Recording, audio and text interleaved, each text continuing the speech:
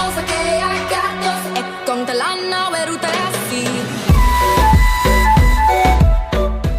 Oke, selamat datang di channel ini.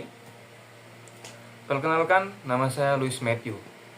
Sekarang saya beranjak umur 19 tahun dan September nanti saya umur 20 tahun.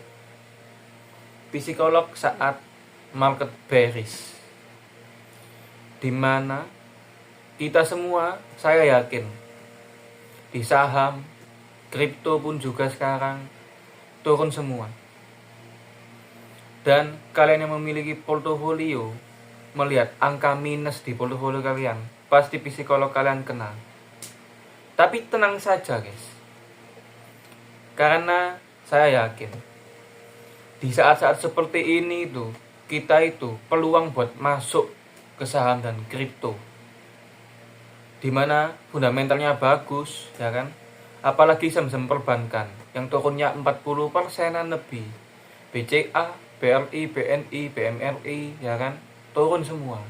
Tapi aman, mereka selalu bagi dividen dan labanya tetap terjaga. Walaupun naiknya sedikit, tapi tetap terjaga ya teman-teman. Di saat ekonomi Indonesia tidak baik-baik saja, ekonomi makro tidak baik-baik saja, di mana investor asing keluar semua dari bursa kita, itu karena Indonesia mengalami defisit ya. Dan banyak lah kayak kasus-kasus kemarin pas Maret 2024, ingat pas suku bunga kita naik, ya itu salah satunya.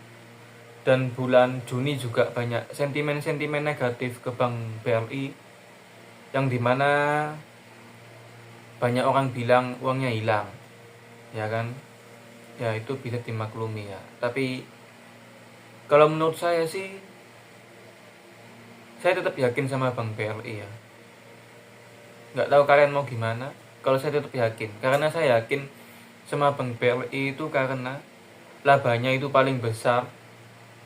Dan saya yakin Pak Sunarso juga saya tahu orangnya gimana. Dia sangat pintar buat mengelola keuangan Bank BRI guys.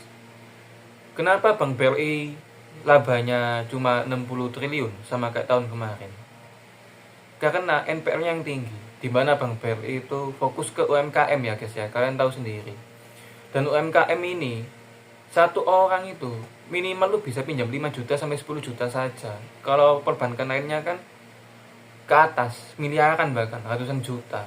Sekali kredit macet, banyak. Tapi kalau UMKM, banyak tapi dikit nominalnya.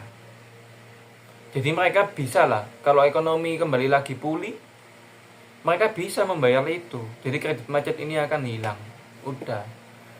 Kalau BRI ini sangat bagus, dan rencananya Pak Sunarso juga membangun perusahaan baru, perusahaan anak BRI, yang dimana growth investment BRI, dan dimana kalian bisa gadai emas itu, beli jual emas itu di Bank BRI.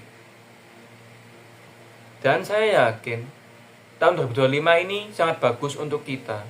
Cicil, beli, average down saham yang kita punya, Bitcoin yang kita punya, meskipun kita merah puluhan juta, ratusan juta, jutaan, ratusan ribu, tenang saja guys, tenang saja.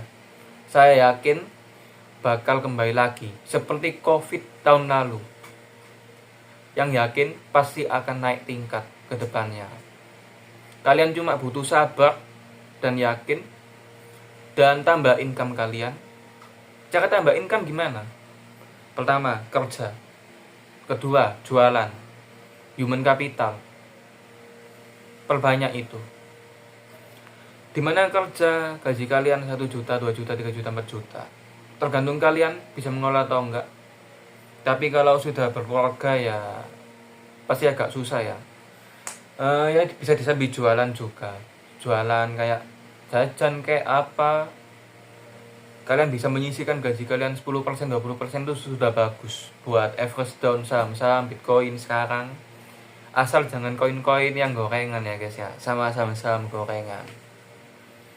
Terus ada salah satu lagi. Misal kalian punya uang 1 juta ya, jangan takut buat masuk saham EIPO, kalau misalnya sahamnya itu punya 9 naga ya guys ya, kita tahu sendiri historinya naik berkali-kali lipat, ratusan persen, ribuan persen. Kalian punya uang 1 juta, masukin aja.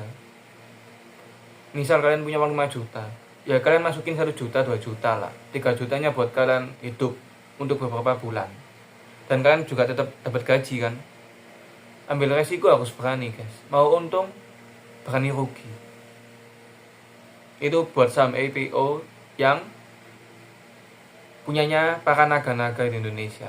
Tapi jangan masuk yang saham EIPO buat bayar hutang, ya kan? Pasti rugi kalau itu. Oke. Jadi saran saya ya, jujur saya sendiri juga masih minus banyak ya ini. Tapi saya tetap average down. Juga ada dana cadangan buat masuk. Jadi saya nggak takut gitu. Ngapain saya jual kalau saya yakin sama perbankan itu dan Bitcoin. Kalau Bitcoin itu ya, itu sistem dimana dulu kita bayar pakai uang logam. Dulu sebelum itu pakai barter barang ya kan, logam, tunai, transfer. Dan sekarang ini bakalan ada Bitcoin, currency ya guys ya, dimana kita itu sedetik langsung transfer ke negara lain. Kalau perbankan kan susah, ya kan, ribet. Nah gitu. Jadi Bitcoin ini juga sangat bagus buat ke masa depan ya guys ya. Jadi saya yakin pasti akan naik juga. Gitu. Tapi kita harus bisa manajemen kita. Kebutuhan kita itu perlu kita utamakan. Tapi sebisa mungkin kita juga siapkan dana untuk investasi untuk masa depan kita, anak-anak kita. Jangan sampai anak-anak kita itu mengalami yang kita rasakan lah guys, minimal. Jangan lah.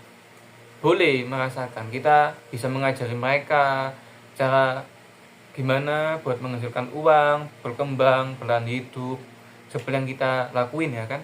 Sebagai orang tua saya tahu berat, karena dulu saya juga lihat nenek saya, dimana nenek saya sakit-sakitan, kanker udah 9 tahun, tapi nenek saya tetap berjuang buat membiayai kami. Dari sana saya belajar. Dari kelas 7 SMP saya berjualan, keliling, dan sekolah. SMA juga jualan, sekolah juga. Puji Tuhan punya uang puluhan juta setelah lulus SMA. Saya kenal saham dari kelas 11 SMA. Dan saya kenal kripto dari lulus SMA. Dan saya yakin saya bisa menjadi miliarder di umur 22 tahun atau 23 tahun. Karena sudah saya prediksi dan sudah saya hitung, tapi belum tahu ya. Itu tergantung juga ambisi saya, apakah masih bisa berambisi. Tapi saya yakin saya bisa. Karena saya punya cita-cita, keluarga saya tidak susah, anak saya hidup berkecukupan, bahkan saya juga punya cita-cita untuk membantu sesama, karena saya juga tidak merasakan ya guys ya, apa itu ayah, ya kan. Saya juga dari kecil emang nyari uang sendiri.